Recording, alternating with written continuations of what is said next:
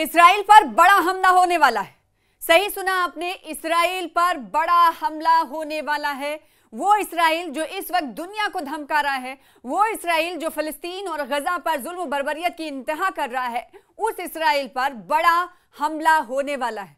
हम ऐसा क्यों कह रहे हैं? क्योंकि इस्राइल पर बड़े हमले की तैयारी कर रहा है यमन।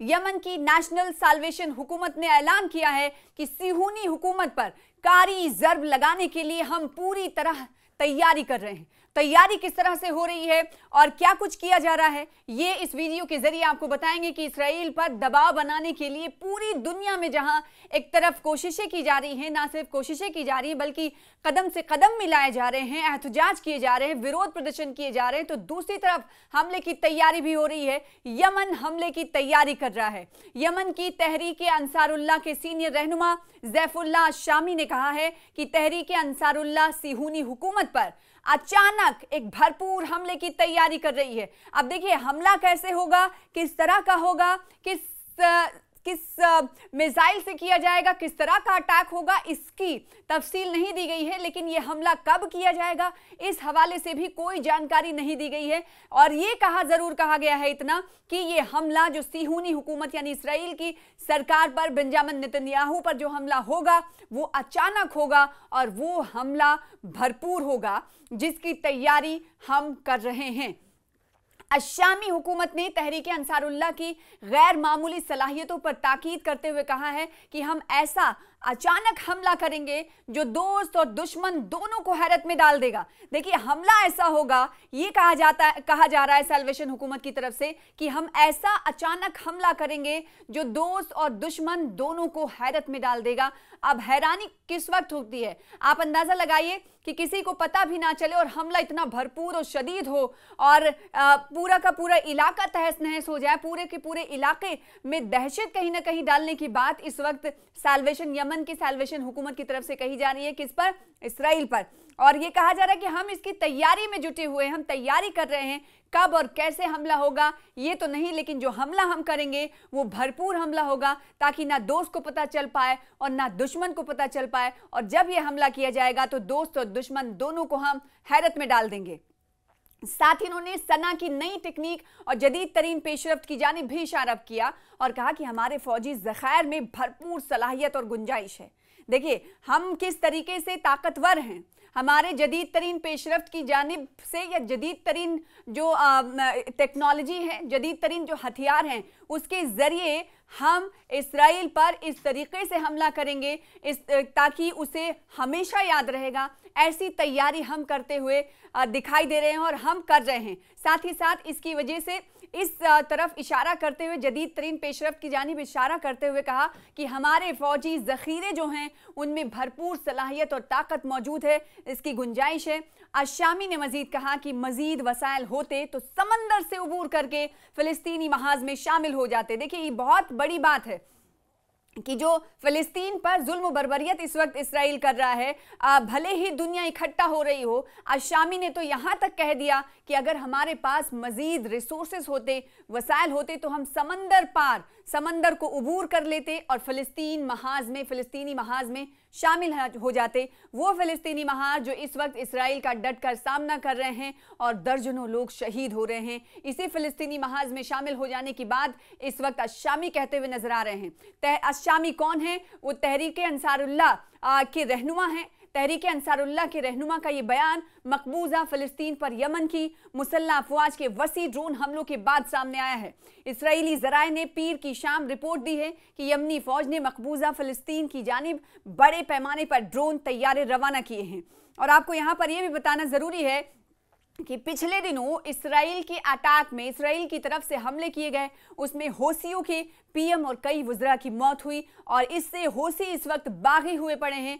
होसियों की तरफ से रोज़ नए तरीक़े अपनाए जा रहे हैं। तो एक तरफ अशामी की तरफ से कहा जा रहा है कि हम हमला ऐसा करेंगे कि दोस्त और दुश्मन दोनों को पता नहीं चलेगा। और जब ऐसा भरपूर हमला हम जब करेंगे तो इससे पूरा इलाका दहल उठेगा। तो एक तरफ तो साल्वेशन हुकूमत की तरफ से ये बात बात कही जा रही तो दूसरी तरफ हौसियों की अगर बात करें तो हौसी भी पूरी तरीके से तैयार हैं और अपनी जो मौजूदगी है वो दर्ज कराते हुए वक्तन फवक्तन दिखाई दे रहे हैं। गुज़िश्ता दिनों की बात करें तो सना में यूएन के दफ्तरों पर इन हौसियों की तरफ से छापा मारा गया। जैसा कि आपको मालूम है कि यमन में कई हिस्सों पर हौसियों का दबदबा है, हौसियों की पकड़ है और सना में भी हौसियों की मजबूत पकड़ है।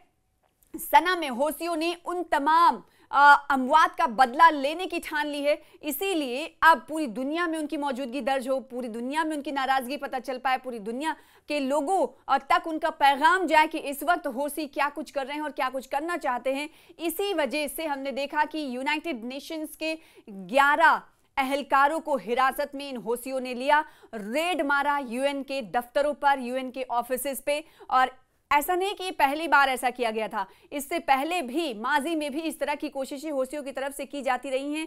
कोई नई कार्रवाई नहीं थी और कई बार ये देखने को मिला कि जिन एहलकारों को यूनाइटेड नेशन के एहलकारों को हिरासत में हौसियों की तरफ से लिया गया, उनमें से कई लोगों की मौत भी हुई है। और ये पहली पेशरफ नहीं है, इससे पहले भी हौसियों की तरफ से इस तरह की कार्रवाइयां कोशिशें की जाती रही हैं। जो मौजूदा वक्त में जो ताज़ा पेशरफ हुई थी वो ये कि सना में यूएन के दफ्तर पर रेड मारा था इन हौसियों ने और 11 एहलकारों को हिरासत में ले लिया। तो इधर से ये मौजूदगी दर्ज कराने की कोशिश की जा रही, तो दूसरी तरफ ये कहा जा रहा है हुकूमत यमन के सैल्वेशन हुकूमत की तरफ से कि इस्राएल पर हम ऐसा भरपूर हमला करेंगे कि दोस्त और दुश्मन किसी को पता नहीं चलेगा और वो हमला भरपूर होगा जिससे सभी हैरान हो जाएंगे कि हमने हमला सिहूनी हुकूमत को ताकतवर और भरपूर हमले से हम हैरान और परेशान कर देंगे। ये कहना है यमन के सैल्वेशन हुकूमत का और इस तहरीक से जुड़े मेंबर्स का ये कहना है कि हमें अपनी फ़ौज पर फ़ख्र है,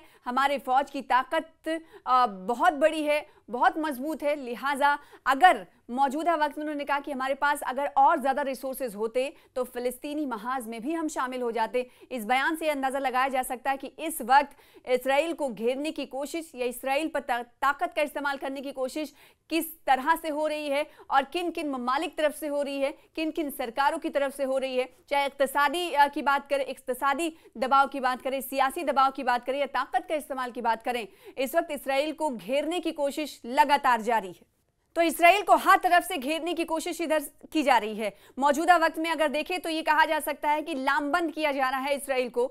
यूरोपीय यूनियन की तरफ से सितंबर में आपको मालूम है कि झटका मिलने वाला है। यूरोपीय यूनियन के कई सारे ममालिक, आपको पता है कि 27 ममालिक इस यूरोपीय यूनियन के मेंबर्स हैं। इनमें से कई ममालिक ने 2 नेशन थ्योरी को बढ़ावा देने की बात कही है और फ़लस्तीन को एक स्टेट के तौर पर तस्लीम करने की बात कही है। तो दूसरी तरफ हमने ये देखा कि इक़्तिसादी तौर पर इसराइल को कैसे पीछे छोड़ा जाए और उसे किस तरीके से कमज़ोर किया जाए, इसकी भी हिकमत अमली वक्तन फ़वक्तन मुरत्तब की जाती रही है। और तीसरी तरफ हम देखें कि सियासी दबाव कैसे किया जाना है इसराइल पर, इसको लेकर भी कोशिशें होती रही हैं। और कई पिछले दिनों ये देखा गया कि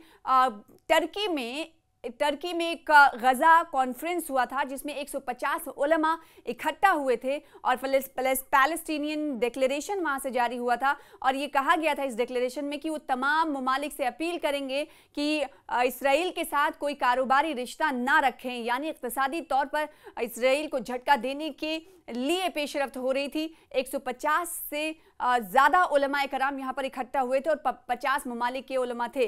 और दूसरी तरफ टर्की के एक वज़ीर जद्दा में जाकर ये कहते हैं कि इसराइल के ख़िलाफ़ हमें कुछ न कुछ आने वाले दिनों में हिकमत अमली मुरत्तब करनी होगी। कड़े अल्फाज में कहा जाता है कि इसराइल को जवाब देने का अब वक्त आ गया है, टाइम फॉर एक्शन आ गया है। कहीं ना कहीं उनकी तरफ से ये कहा गया कि अब हमें एक साथ आना है और एक साथ आकर दबाव नहीं, अब एक्शन की तैयारी करनी है। यानी इस वक्त इसराइल को सबक सिखाना है, इसके लिए अब हमारे पास ज़्यादा वक्त नहीं है, अब एक्शन उठाना पड़ेगा, एक्शन करना पड़ेगा। टाइम फॉर एक्शन आ चुका है और ये मौजूदा जो वक्त है, मौजूदा वक्त में ही हमें इसराइल को सबक सिखाने के लिए कुछ ना कुछ करने की ज़रूरत है। तो चारों तरफ से आपको बताएं कि इसराइल को घेरने की कोशिश लगातार हो रही है। अब यमन के अशामी सैल्वेशन हुकूमत की तरफ से कहा गया है कि वो बड़े हमले की तैयारी इसराइल के खिलाफ कर रहा है।